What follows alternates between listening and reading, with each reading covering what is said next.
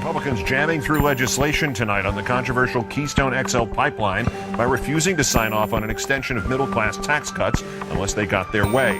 It takes a lot more energy to transport and then refine it, of course, so it's much dirtier than regular petroleum. 48 environmental activists were arrested Wednesday in front of the White House as part of an ongoing protest calling on the Obama administration to reject the Keystone XL pipeline. Well, unfortunately, this lethal beast doesn't seem to go away. We can't kid ourselves and keep investing in fossil fuels.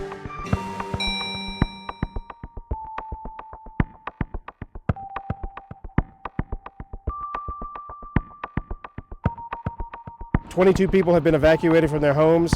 There's a foul stench in the air and threatened waterways as well. So we're here making sure that it doesn't get out of hand, and what needs to happen does happen."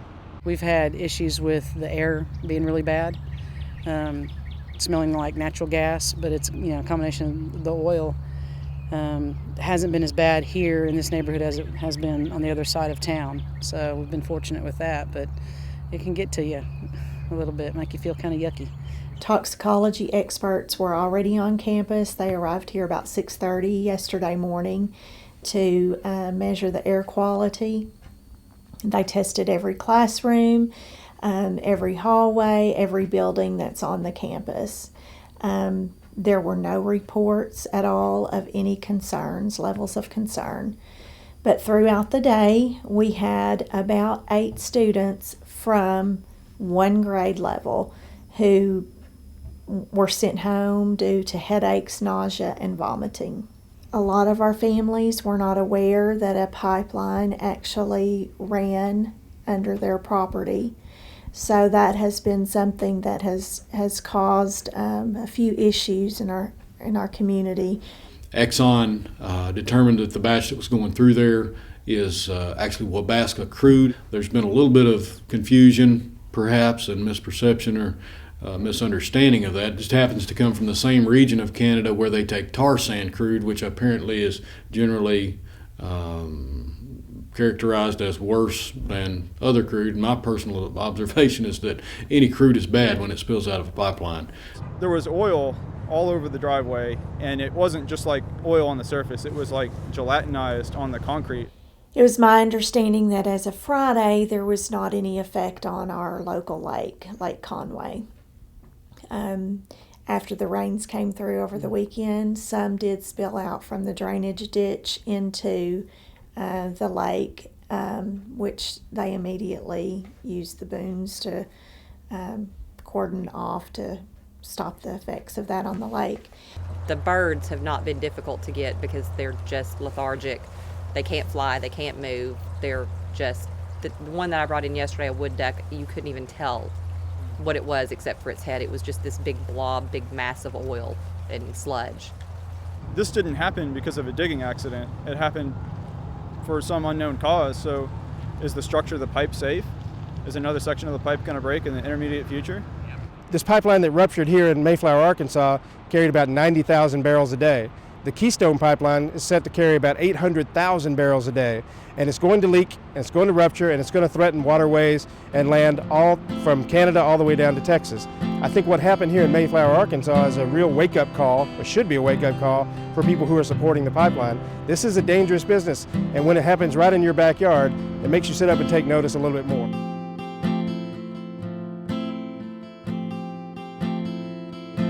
Our family is standing up against the condemnation of our land, and that is a very expensive endeavor, and we've been funding it through a legal defense fund, and people have been sending me $20 and $30 and $100 here to keep us in the fight, and we've now appealed the case to the appellate court in Texarkana, and just to bring the files from the lower court there was like $4,000. It's very expensive. So looking for new ways to add money to our legal defense fund, and a woman who was walking the pipeline said, well, I think I can help you with a concert. My husband used to play in a band. And so she had a connection to the Octopus Project, who's a band I actually knew. So it started off as one band. So it was going to be one band and a few people in a flatbed trailer. And 7 more bands stepped up and said, we believe in what you're doing. We'll play, if you'll let us sleep on the floor at your house, we'll play for free.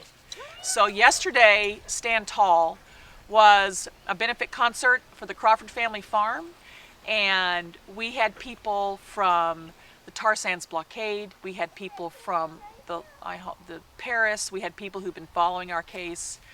And it turned into this magical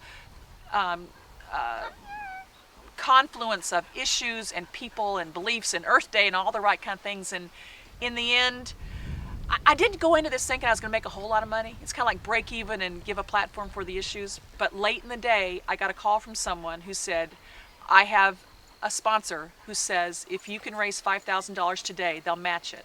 So we hustled in the house, counted the t-shirt money, looked at all the tickets we'd sold, the people who gave us money who didn't come, and we were like at $4,800. So then someone said, well, then I'll give $5,000. And then we found out that Greenpeace kicked in $5,000 more. So last night we raised $10,000, which keeps us in the game. We could go to the Texas Supreme Court. I don't know. So when TransCanada showed up in 2008 and approached Dad, he said the same thing. We don't want a pipeline. Can you find another route? And TransCanada said no. And that just kind of started, that was not a good start. And it was never that we wanted more money. Absolutely never. We had concerns about our creek. We irrigate out of this creek, and TransCanada wanted to put their pipeline under that creek. We have Caddo Indian artifacts in that pasture, and TransCanada admits they're in that pasture. We didn't want that pasture disrupted by trenching. And bottom line is, we didn't believe that a Canadian corporation building a pipeline that appeared to be to line their pockets had a right to take a Texan's land. So the way the process works is TransCanada had our land, that piece, because we wouldn't sign their easement, they had it condemned. And a local judge signed those condemnation papers basically saying TransCanada has more of a right to that land than you do. So we appealed that condemnation, and that's what our whole lawsuit is. It's the appeal of the condemnation. We are not the plaintiffs. We didn't take TransCanada to court. They took us to court, and we're just the defendants. So after months of testimony and thousands of pages of documents and a lot of attention, this is a little bitty county court in Paris, Texas, but we had New York Times, Wall Street Journal, Huffington Post, Washington Post, everybody eyes on this case. Even the judge started one hearing saying, I never want to hear the word pipeline again. This is a life-changing thing. I mean, relationships change, your health is at risk, you know, you lose faith in sometimes mankind, but you just have to decide you're going to go as far. You have to play the whole game. I was a college athlete. I mean, you don't fold in the fourth quarter if you're behind, kind of thing. Winning is keeping them off my land. Okay, that was my first thing. I can keep off my land. I'm learning the system is so weighted against me. It's so bought by energy money that maybe the win is that if I stay in the game long enough and shout loud enough, I can help change a law that makes it harder for this to happen to somebody else. When I'm 80 years old and look back on this, it'll be, man, wasn't that an amazing time in my life? And I made a difference. It was March 24th, 1989. The Exxon Valdez oil tanker struck a reef off the coast of Alaska. It was a huge devastation. I couldn't even go out on the beaches initially. I couldn't take the emotional hit. People came back, the fishermen, and they said they had sat down on what they presumed was rock to cry, and it turned out to be like an oiled sea otter or something that was dying. There were just bodies everywhere. The oil in some of the bays was over 3 feet thick. You couldn't even hear the sound of the waves crashing on the shoreline. Everything was muted. I came to stand tall with Julia and her family in solidarity. The landowners here know that they feel this is their land. They feel they have the right to say no. What happened in America? Well, we, the people who are supposed to rule, can't say no. What is up with that? There's something called toxic trespass, and that is an involuntary exposure of our bodies to the chemicals that these big corporations put into our air, into our water, into our food, into our soil. We don't have any right to say no to that. They don't think. That is toxic trespass. That is chemical pollution without consent. That's what's going on right now in Arkansas with the people who are being exposed to the tar sand spill. Another thread we need to weave into this. That's what happened in Michigan with the tar sand spill. That's what happened in the Gulf of Mexico, in the coastal communities across 5 states. We want to ban fracking, for example, hydrologic fracturing, within our city limits. We could certainly add one from Texas that says, we don't want these pipelines anywhere near our properties, our schools, our cities. We have the power of the pen. Don't doubt that. We need to connect the dots of the fractivists, of the tar sands blockade, the real people's resistance, of what happened in the Gulf of Mexico. They're all trying to ban toxic dispersants down there. Same chemicals and dispersants are in the diluents in the tar sands and in the drilling fluids for fracking. We need to stand tall, stand together, and realize what we're talking about is deep-seated fundamental change, which by definition is revolution. We need to go about this task with deliberation, with determination, with humbleness. We need to work together. It needs to be nonviolent.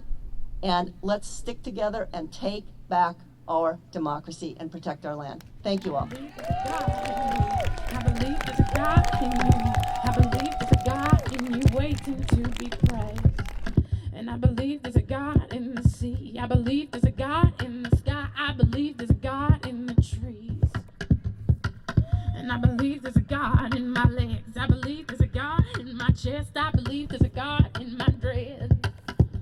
Waiting to be praised. Waiting to be praised. Waiting to be praised. The narrative of the event we're going to is we want to not build the Keystone XL pipeline. We want comprehensive action, legislation, what have you, on climate change.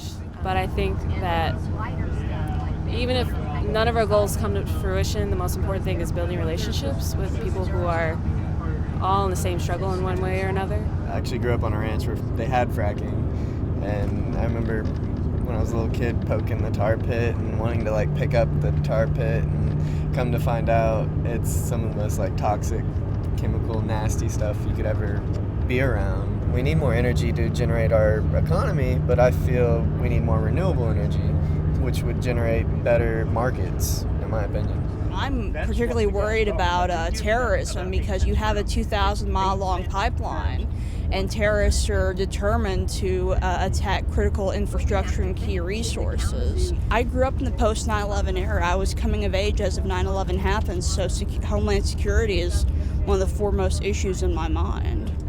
I mean, they can't even guard a 2,000-mile-long border between Mexico and the U.S. What's going to help them protect a 2,000-mile-long pipeline? And it goes through some very rural areas, and even through Houston. Of course, the Port of Houston was the number 5 target on the 9/11 attackers list. Hardly anybody talks about that, but it was up there, so that would be a perfect spot to attack. There's lots of technologies we're ignoring, lots of other options that are just being completely overlooked because people just keep saying this is our only way, but I mean, there's so much more that we can consider that's not being considered.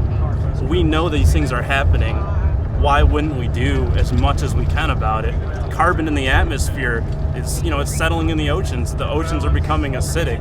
That's a very huge issue. I mean, if we lose our coral reefs, then, that's basically our lifeline on the planet. I heard about this through the Sierra Club and David Griggs, who was my criminal justice professor at one point. Do you think young people like you are more interested than the old guys in this? That's what I'm wondering. But no, I'm serious. It's got to be where we depend on you guys, really. Seriously, because actually politicians don't pay very much attention. You're the larger demographic now, so they'll pay attention to you. Good deal, girls. We have a lot of experience in what we did wrong. We saved the country by building dams, but now those dams are proving harmful to many areas of the country. They gave many jobs. So, do we learn from the past? The errors? Do we put it off more and more? We had a lot of energy when we were bringing about Martin Luther King's push, It was high time, and it's high time now that the environment and ecology gets taken seriously. And this bus is full of energy. We'll see how it demonstrates.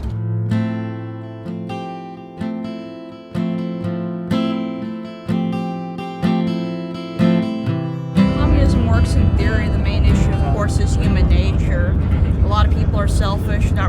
sharing. So, well, you could say that's the main problem for everything. Right. Maybe that's the main problem with the renewable energy thing. True. Yeah, currently it seems to be the case, yeah. Y'all know how fracking is legal? The 2005 Energy Act? No, keep going. Open the floor. 2005 Energy Act put through Congress by Dick Cheney, the old CEO of Halliburton, which is the company that's making pretty much all the money off of all the rentals of the oil drilling equipment and whatnot. 2005 Energy Act, transparency laws allows natural gas and oil companies to directly inject known and hazardous chemicals directly into or adjacent water sources to do the fracking. After that bill went through, the largest natural gas campaign in the entire history of mankind happened the next year. Isn't it true that the water that they use can't be filtered or cleaned as practically? They don't know how to get the heavy metals out. They can filter it. But it's no longer usable, right? Yeah. The EPA came out saying with the Kalamazoo River spill that happened with the tar sand, they came out saying that, admitting that they do not know how to clean up tar sands oil. So technically, gallons and gallons of oil could spill before anyone notices. You know, and once it gets to the surface, the dogs of hell are released. You know, we have the market moving so fast, and the technology isn't catching up with it. You'd think that if they have this pipeline, that they would be able to. They'd say, we know how to clean it up. We're aware of the chemicals involved and the technology, but really they don't, and that's kind of scary. Most of it's just going to be exported, as far as I'm aware. Yeah, they're tailing out of the coast. Yeah, it's going to Houston to be shipped out. And Port Arthur, where it's mainly going to, is a free trade zone. You know, there's no duties or tariffs. It's going straight to China. So, you know, basically we're subsidizing the growth of China on the backs of our environment. I was talking to someone really close to me on the telephone about it, and she said, well, don't you think that, this is going to bring jobs, she said, and she said, we can't just keep relying on other countries for oil. And it was like, have you ever seen these developments, these tar sands, areas? I mean, just look at a picture of it. People that are supporting it, they have no idea the massive scale of environmental degradation that goes into obtaining the tar sands and shipping them down. That's the thing. It's all about jobs. In this economy, everything's about jobs. Most jobs that will be created are temporary jobs. Even then, these people get so sick from the fumes that are coming from these trucks, and probably the fumes will be coming from the pipeline. So, I mean, what are the health impacts over how many jobs are going to be created? Yeah, it seems like more and more nowadays you try to talk to people about the things that are happening in politics with oil and with just energy in general. And it's like I say these things to people and I just feel crazy. It's like I sound like, I'm talking about, like how the politics are really run by aliens or something. Like I just feel like a crazy conspiracy theorist, but it's like, really, look at the facts. It's, I don't know. There will always be these people who just take advantage of the situation and take resources, and I think that's asking for too much of humans. We're very flawed creatures, whether from our own nature or original sin. I mean, there's a certain age that a child has to learn empathy by. If a child doesn't learn empathy by that age, most likely that person will never develop empathy for the rest of their lives. Just look at our current political system. I don't think that a lot of the people in that system have much empathy, sadly.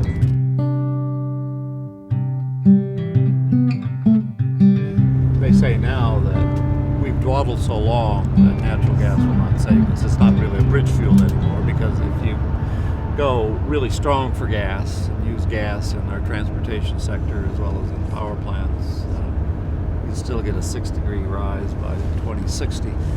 With the liquid fluoride thorium reactor, you have a chance for a whole new level of energy efficiency from thorium. So far, I've been looking for a lot Have you majored in this? Or? No. I just kind of heard about the technology and got really interested in it. Quite a bit about it. I kind of got obsessed with it because I was like, whoa, this sounds too good to be true. And so I've been reading a lot on, trying to find what's the catch here, why aren't we doing this? when 5 billion people on the planet who live on less than $10 a day, as represented by their NGOs and governments, say, well, that's eco-imperialism. That's a way for you Americans to continue to live big and rich, while the rest of us live poor and small. It's not going to fly internationally. I don't know. Maybe it's too late. Last summer, there was a time when the president was going to make his decision on the Keystone Pipeline permit. And right before that decision was expected to come out, there was a huge rally. And from what I understand, I have some friends who, have connections with the environmental people at the White House. It had a huge impact on the president's decision then to delay the decision. This is not your normal pipeline.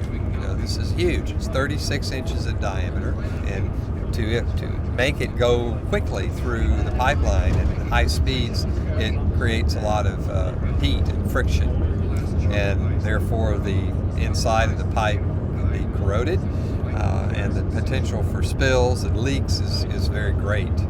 This is a picture of a small portion of the Alberta tar sands.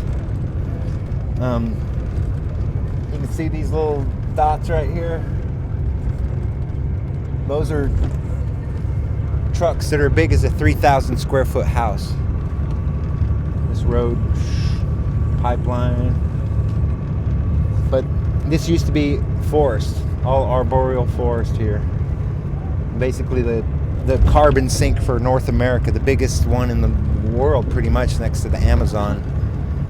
Once people on a large scale know about this, how it can even continue. There are tons of these polluting plants. There's several chemical plants. There's several pharmaceutical plants. Don't get me going about those. Same thing in South Texas. That's where the refineries are. You look and see who's living around there. It's people who are, anybody who is rich enough to be able to move away does, because who the hell would want to live next to a refinery? Well, there's a lot of evil in this world, and I will not compromise with that evil. And I know from a bad family background, I know they will never change. And as far as the tar sands go in Alberta, it's not a matter of, well, maybe it's going to do this. No, it's going to do this. And once we can figure out the way to frame it where people can hear it, the truth sounds different.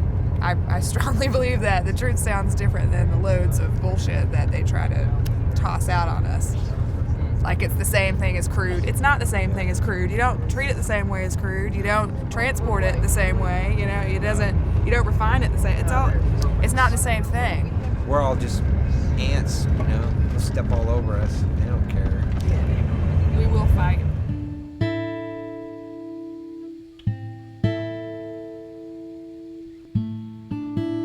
It's just become a part of me to where I can just, get all of the important facts out so quickly and kind of open people's eyes, and it's they're kind of impressed that I care about this and that I'm not just some young blonde girl who's just kind of la-di-dying, caring about my nails and stupid stuff.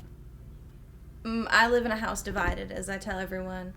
My mother is an extreme left-wing liberal, worse than I am. She will sweep the path for bugs before walking to her car so she doesn't step on anything. She is all for gay rights and equal opportunities, and everybody needs to go green and do it now, and Lord help you in my house if you do not recycle, because Mom will come down in all of her Spanish fury and let you know how she runs her things. And then my dad, of course, is extreme right conservative. My dad has always been, you can have your opinion, you can say what you want to say, but make damn sure that you are 100% behind your convictions every step of the way, because it's not easy.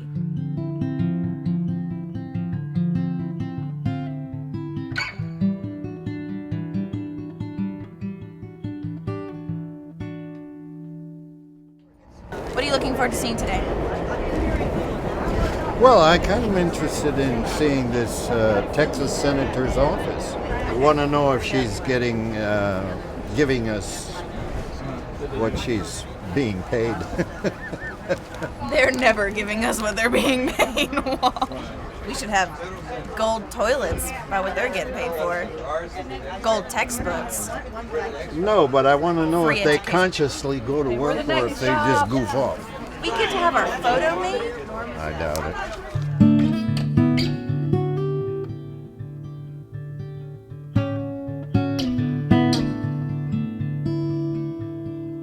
What can I do, man? What can I do to fight? I know I'm just a student. I know I'm just a small person, but I mean, is there anything I can do? I was always a Republican, raised Republican. I mean, I even supported Bush. Now I think he's the biggest jerk in the world. I don't know what I would do if I met him. I probably wouldn't be nice to him. The loopholes they used in Congress and how those people are in place to protect us and how they are using it for their gain, their self-gain. It killed me.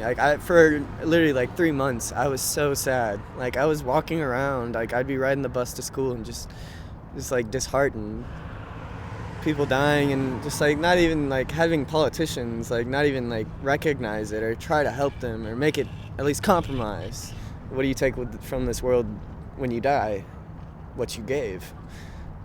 In my opinion, you can't take the money, you can't take your car, and definitely from my experiences of giving is I've received more than I ever have in any other aspect of my life, and it's beautiful. People's mindsets aren't evolving with technology. It's a great thing, but instead of using it to make the world a better place than it is now, they're just using it for popularity. It's a contest. How many friends can I have? Even if I don't know them, that number will still be on my Facebook.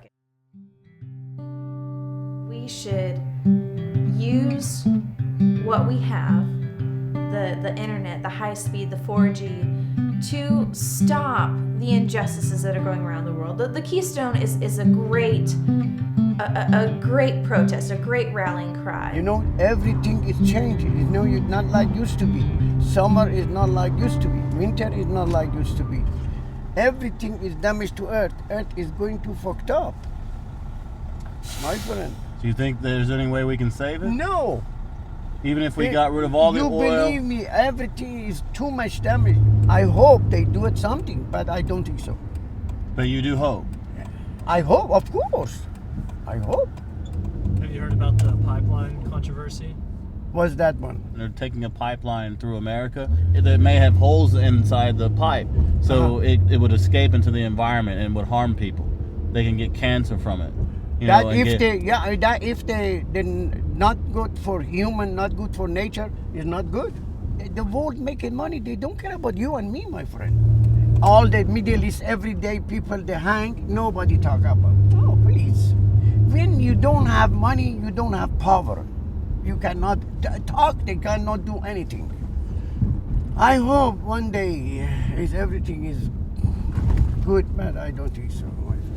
Oh, by the way, everybody, I hear there's a counter protest tomorrow. Really? The Light Brigade is accusing us of wanting to shut all the lights off in America.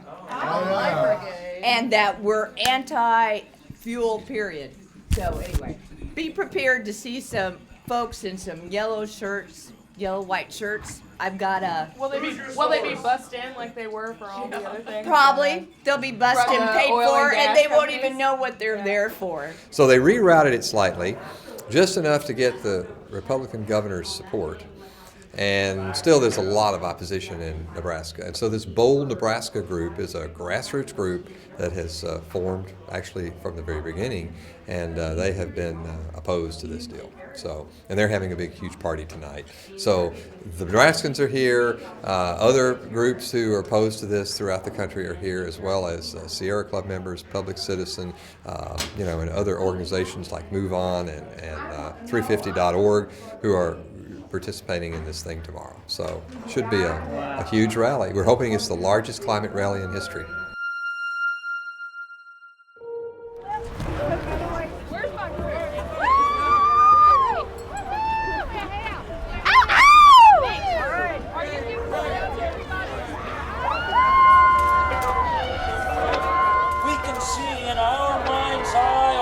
Generations to come, and so we know why we fight. we can see the beauty of the world we've been given. The cold of a winter day, the color on an autumn hillside, and so we know why we fight. We know our brothers and our sisters in the poorest parts of the world are already suffering, and so we know why we fight. I cannot promise you we're gonna win, but I waited a quarter century since I wrote the first book about all this stuff to see if we were gonna fight. And today, at the biggest climate rally by far in U.S. history,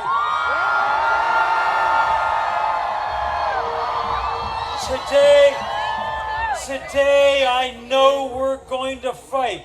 The battle, the most fateful battle in human history, is finally joined, and we will fight it together. Come on. Give it right there. Come on from there, man. Give it. Keep up the strong, good work. We got a delay on this pipeline. Let's make sure we get a no. Don't let them change the conversation and call it oil sands. This is tar sands we're talking about. This is our future that we are talking about.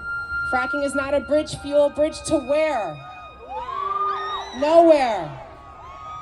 Talking about that could potentially be 100 years for us, and tar sands could equal 1,000 years of energy, but what's gonna happen to our innovation?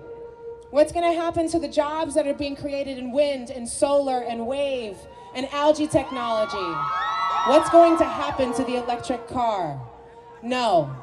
We need to say yes to science and technology, yes to our health and our future, yes to local economies. When we take care of the land would take care of us. If we destroy this land, we will destroy ourselves. We can believe we can stand before big oil and unsustainable development. I want to thank you for showing up here today.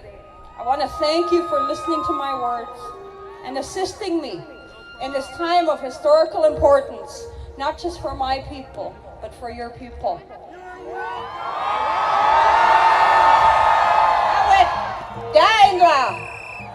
Your voices can make a difference, and your voices need to make a difference. Because Congress is sleepwalking through this crisis, and it's time to wake up.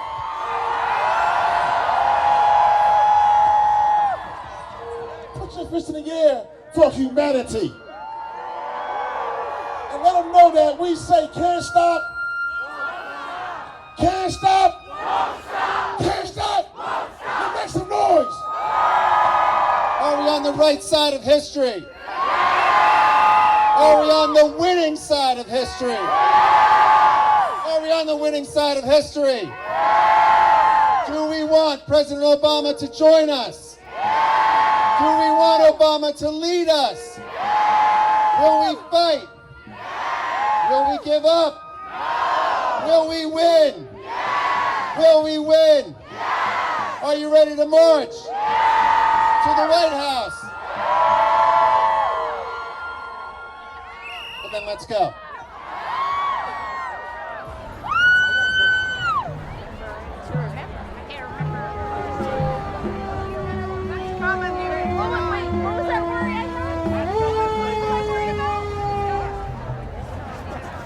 Can I just get on your shoulders and we can just...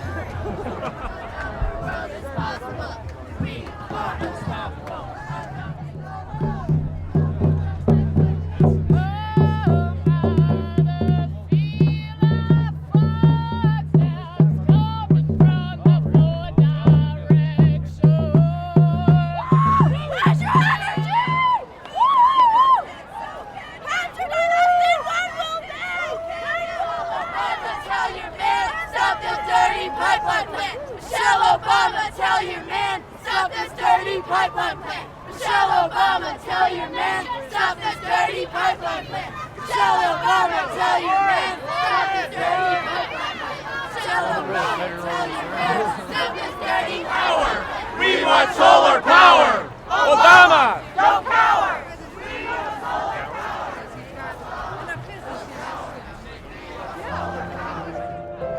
I thought I'd pray for understanding, for everyone's understanding, truth, justice, for the bettering of our people, whatever it is. I was praying for it, and this overwhelming feeling just like overcame me. Like it was getting to the point where I didn't even know if I could stand anymore.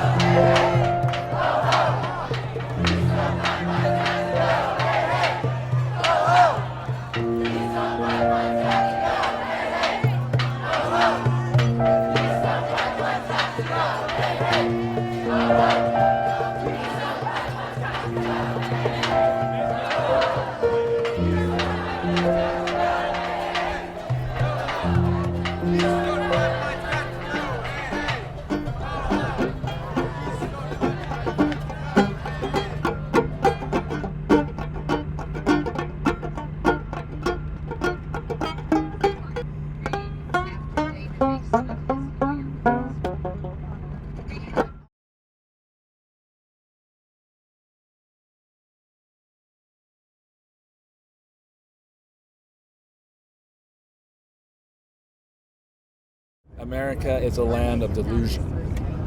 Americans, we don't realize, we think of ourselves as nice people, and in one sense, yeah, Americans usually are nice people, and we are generous, and at the same time we're raping and pillaging the planet and killing it. It's time to lock arms. It's time to do whatever it takes. We're marching. We're on our Selma, and we're not going to stop.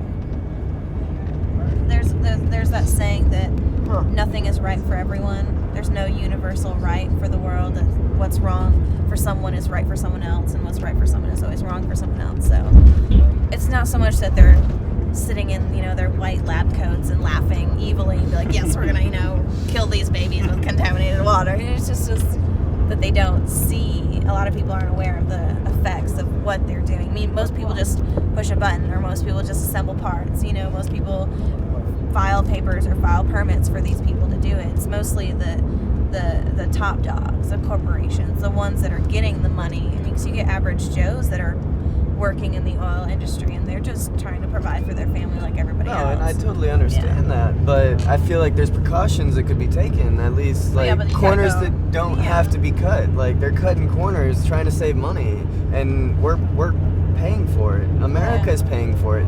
Killing people is like killing American citizens. That's killing American investments. America's invested in its people, and its people grows its economy. When you're sitting in money that you can buy, like the guy that proposed to his girlfriend with that $2 million ring. I mean, when you have such exuberant amount of money, you don't live in reality. I think there's an extraordinary amount of cognitive dissonance among these oil executives. They honestly think, in my opinion, that what they're doing is for the common good. And if the fuel going. Well, they think that they're bettering society, and if a few eggs have to be broken, if a few people have to die, so be it, as long as it keeps society moving. But that's a perfectly fine argument, but it calls into question their whole ideal of hyper-individualism. I mean, are you really willing to sacrifice individual lives for the common good? If so, doesn't that call your entire worldview and the worldview of most Americans into question? And I believe it does. Yesterday when we were at the rally, it all came rushing in. I was glad you guys weren't around, because I had this flood of tears just flow out. I need to do more and get my people at the union more energized and try to get around the political hassles where we're not stepping on other unions' toes, and showing them that they're going to get more jobs, union jobs, out of doing solar and doing out of wind, than just building one stupid little pipeline where it's just a temporary job and then it's gone. The government doesn't really want the people to know what's going on, because things like this will happen. People understand what's going on, they get mad, and they're going to rise up and do something. We can't have a better world, and we need to have a better world, because we don't have another one to go to when we destroy this one. We don't want no climate drama, hey, Obama. We don't want no climate drama, hey, Obama. We don't want no climate drama, hey, Obama. We We don't want no climate drama. Hey, Obama. We don't want no climate drama. Hey, Obama. We don't want no climate drama. Hey.